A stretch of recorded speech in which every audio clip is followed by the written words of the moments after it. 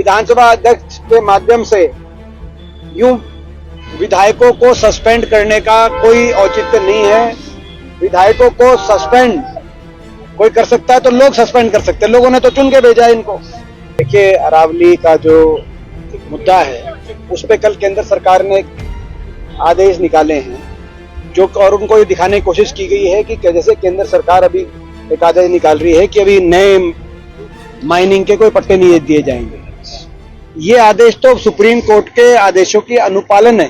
Supreme court के आदेशों में कहा गया है कि 100 मीटर से कम की सारी पहाड़ी में माइनिंग हो वो अरावली नहीं मानी जाएगी, और साथ में कहा गया है कि जब तक नया माइनिंग प्लान ना हो तब तक कोई नए पट्टे ना दिए जाएं। तो ये तो मात्र उसी के आदेशों का अनुपालन मात्र है। मैं समझता हूं कि केंद्र सरकार ने गलत पैरवी करके हमारे देश के पर्यावरण को नजरअंदाज करके ये अरावली की 100 मीटर का फैसला सुप्रीम कोर्ट से कराने का कार्य किया है। और ये जो फैसला केंद्र सरकार ने जो आज ये वकालत अरावली की करी है, कल ये शिवालिक की भी होगी, क्योंकि 100 मीटर का जो एक ये है, यानी कि कोई अगर पहाड़ की नजदीक से नजदीक समतल क्षेत्र से 100 मीटर की ऊंचाई तक है तो उसको अगर पहाड़ी का क्षेत्र नहीं माना जाएगा, अगर वो अरावली का नहीं है तो कल शिवालिक का भी नहीं। तो इसमें हरियाणा के बहुत से जिले प्रभावित हैं, सबसे ज्यादा हरियाणा ही प्रभावित है, क्योंकि हरियाणा के अंदर तो लगभग अरावली, चाहे वो भिवानी में हो, चाहे वो दादरी में हो, चाहे वो महेंद्रगढ़ में हो, चाहे झज्जर में हो, रेवाड़ी में हो, गुड़गांव में हो, मेवात में हो, पलवल में हो, सारी जो अरावली है वो कहीं ना कहीं 100 मीटर से कम की जो है ऊंचाई पे मानी जाएगी। तो इस पे पूर्ण विचार होना चाहिए, रिव्यू पिटीशन होनी चाहिए। हम यूं अरावली को खनन माफिया, रियल एस्टेट माफिया, बड़े धनाडों के लालच का शिकार यूं नहीं होने देंगे। अपने पर्यावरण को यूं नष्ट होता हम नहीं देखेंगे। हम संघर्ष करेंगे अरावली को बचाने के लिए।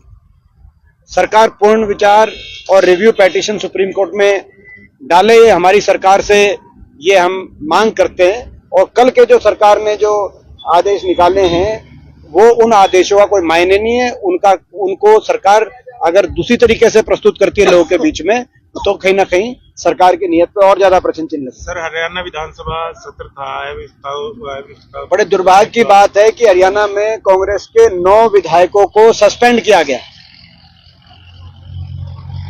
किसी भी सत्तारूढ़ दल को विधानसभा अध्यक्ष के माध्यम से यूं विधायकों को सस्पेंड करने का कोई औचित्य नहीं है। विधायकों को सस्पेंड कोई कर सकता है तो लोग सस्पेंड कर सकते हैं, लोगों ने तो चुन के भेजा है इनको। इन विधायकों को चुन के भेजा है लोगों ने विधानसभा में। ये मुद्दे उठाएंगे लोगों की, और ये सारे मुद्दे जो उठाए गए विधानसभा में उनका कोई जवाब नहीं दिया। जल भराव का और मुआवजे का मुद्दा था, किसान को मुआवजा नहीं मिला अभी तक। एमएसपी की कल ढिंडोरा पीटा जा रहा है, मैं देख रहा हूं गृह मंत्री भी एमएसपी का ढिंडोरा पीट रहे, लेकिन एमएसपी पे कौन सी खरीद हुई? ना धान की खरीद हुई, ना कपास की खरीद हुई, ना बाजरे की खरीद हुई। ये एक बहुत बड़ा हमारा मुद्दा था। बीपीएल कार्ड जो काटे गए लाखों की तादाद में वोटिंग चुनाव की वोट के बाद, ये हमारा बहुत बड़ा आज हरियाणा के अंदर मुद्दा है। पर्यावरण को जो नष्ट किया जा रहा है, वायु प्रदूषण में आज देश में सबसे आगे पहुंच गया हरियाणा, एनसीआर।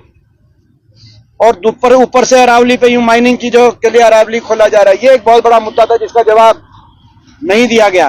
तो ये सारे मुद्दे थे आज, मगर इन मुद्दों की तरफ तो ध्यान दिया ही नहीं सरकार ने। कानून व्यवस्था का मुद्दा था, धान घोटाले का बहुत बड़ा मुद्दा था, कानून व्यवस्था का बहुत बड़ा मुद्दा था। ये मुद्दे उठाने हमारे विधायक अगर सस्पेंड किए जाएंगे तो मैं बता दूं इस सरकार को कि ये प्रदेश की जनता स्वीकार नहीं करेगी, क्योंकि केवल प्रदेश की जनता को अधिकार है किसी को विधानसभा से सस्पेंड करने का या किसी को विधानसभा में भेजने का।